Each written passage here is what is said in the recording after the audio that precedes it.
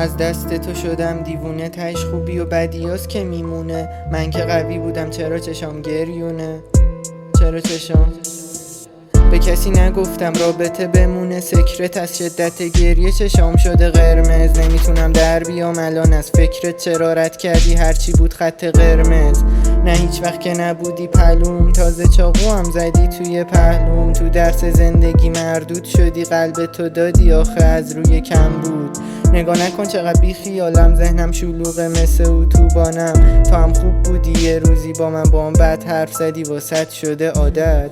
مگه چقدر ظرفیت داره یه آدم که انقدر غم بشینه تو دل سادم؟ دختر خوب تو حالیت نبود ولی واسط زدم، حتی از خونه وادم.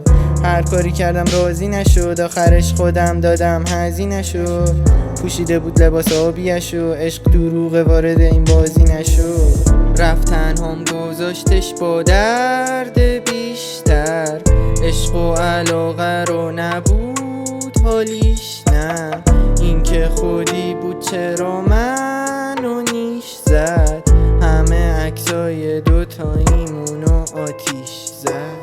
اونجوری نگام نکن با اون چشای نازنین، منتظر یه فرصت بودی رو قلبم پا زدی. دوستم نداشتی چرا خودتو عشقم جا زدی، نگو حالیت نبوده خودتو به اون را زدی.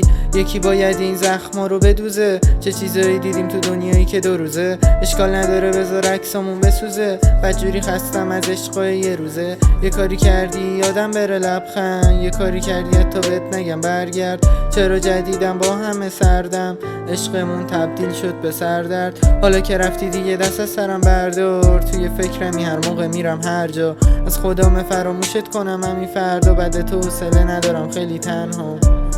منو گذاشتش رفتش یادم نمیره حرفش، میگفت دوست دارم تا همیشه نمون پای حرفش. چی بگم از دل سنگش، سری عوض شدش رنگش. برو دیگه افتادی از چشم، برو دیگه نداری ارزش. رفت تنهام گذاشتش با درد بیشتر، عشق و علاقه رو نبود حالیش. نه این که خودی بود چرا منو نیش زد، همه عکسای دوتاییمونو آتیش زد.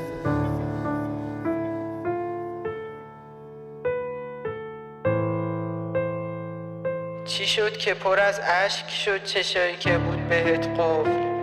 از اینجا به بعدشو اینجوری نمیشه بهت گفت. آره پس حسام گیتار الکتریکو بذار.